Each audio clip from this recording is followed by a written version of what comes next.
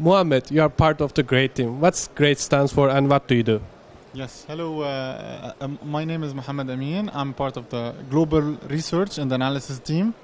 And we handle incidents that happen in the Middle East, specifically in the Middle East region now.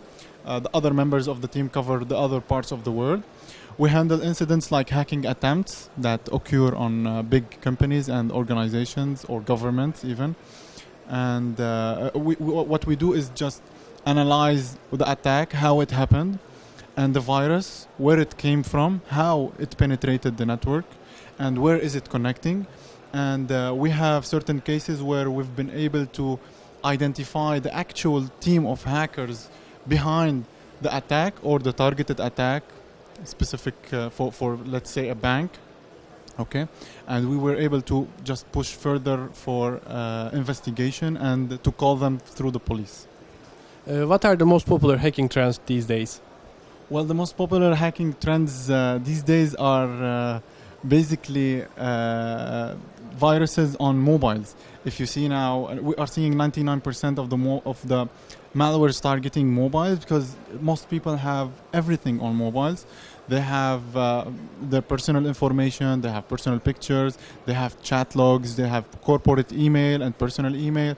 So that's a lot of things that are interesting for hackers. So some people just save their credit card information on their mobiles. Actually, 99% of the malwares for mobiles is targeting Android devices. So that's another concern because lots of people are now using Android devices, and if you don't have the correct or the good protection for that, then it'll be difficult to protect you, especially if you are having older versions of the software, the Android software. So these vulnerabilities on the Android comes from the operating system itself or the programs people download from the store? I see. Well, actually, it's usually a mix of these, of both. So some vulnerabilities are in the operating system itself, and they are patched and they are fixed in the new versions of Android. But some other are just applications that the user downloads on their devices, on their mobile devices, and so they will infect the machine and give the hacker, if you would like to mention it, like remote full system access. We have products for mobile security. Kaspersky has has products for Apple and Android devices, and we perform virus and protection from these threats. And our mobile protection recently got an award. It's like 1 month ago, specifically for the protection of mobile devices by AV Test. Do you believe the protection on a mobile device slows down the telephone or tablet?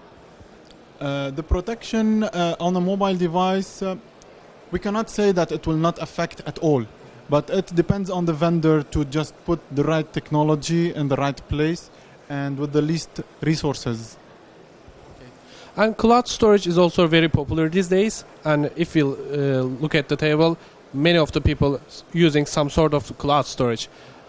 People always claiming that, and the companies always claiming that the cloud storage is secure because they are encrypting your data on the servers. And even if someone gets a hand on your data, they won't be able to use it because it's encrypted. Is that true? Yes. Well, actually, these companies or these organizations are putting lots of efforts on the protection of the traffic that the user is generating from its mobile or endpoint device. And on their servers, yes, the storage is usually encrypted with AES-256, but from a software perspective, if you have access to these data, then other people might have access in case of weaknesses on the services. What we've seen in major cloud storage services is that they are doing too much efforts. They can put lots of money on the security, and they can hire like the best security people to perform the best security assessment and get the best protection. But when an incident happens, it's a mass incident. Like we've seen like one incident for Dropbox, I think last year, where for one full day, all Dropbox users were available for the public. Their data was just open for the public, for everyone to look at. So that's the problem when you have like cloud services and cloud storage. It's like they can always try to do the best security, but there's nothing called 100% security. And when the vulnerability is found, it's a major one, and it will cause lots of harm. What about Macintosh? Apple products always seems more secure than Windows platform because if you look at the table, many of the computers running Windows instead of Mac, and organizations, governments, they are mostly using Windows products, Microsoft products. Vulnerability comes because of the many machines using Windows or the Mac not getting enough attention from the hackers. I see. Well, what we believe is that Unix-based platforms like the Mac itself had their time for development where they were not like in the spotlight and they were not being followed by hackers, and they were like they had good time to protect and to well develop their security on their devices. But as we are seeing, lots of people are trying to push for Mac now and are like to use Mac, for better security and performance, as they mentioned. But we are now seeing malwares for Mac. So even Kaspersky, now we have like a protection. We have Kaspersky Internet Security for the Mac itself, for the protection of Macs. So it's just a matter of time before hackers get more involved and interested in Mac devices, and will just push for developing applications that exploit certain aspects of the system. Another hot topic is attacking the infrastructure of the governments. What kind of damage they can give by doing that, and what can they control? Well, there are multiple sides for these attacks. Usually, the face of these attacks, if you want, is the defacement attack. So they are trying just to put some logos on the page, or some bad information about the country or the government itself. But usually it's all about the money. So they are looking for designs, intelligence information, military information.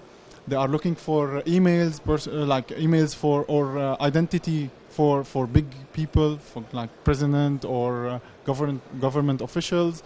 They are looking for financial information for these people. So we're talking about credit card or online banking accounts. So there's always a motivation for hacking, if you want. Sometimes they just get paid to do a defacement, but it's always about a financial background. Can you give us any good example being happened in recent years? Well, we've seen a lot of examples. One of them is the one that happened in Turkey specifically, which is the attacks on the government, the defacement attacks on the government. So the hackers just hacked into the websites and stole some information and published it to the network. So that could have been like a defacement, and the hackers are still unknown, I think. And what we can do is just protect these the government. The protection itself is not like full security. There's nothing called 100% security. We've seen the recent attacks on Qatar government too. We've seen attacks on Lebanese government. We've seen attacks on the Syrian government. So there's always incidents that happen, and that's it from examples. So what can you suggest to users to keep their data secure? Well, it's always the best effort. Security is always the best effort. So what the user can do is just put the latest updates on their devices. From an end user perspective, we are talking. They put the end user the updates, the latest fixes, and they install like some product. I'd recommend Kaspersky, but it's always a choice for the user.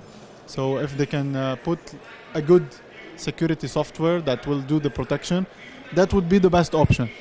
Of course, what we usually know is that there is no 100% security. And if someone is like a VIP or a president or something really important, he will need more protection than just the endpoint security, the regular antivirus. Okay, Mohamad, thank you for your time. Thank you.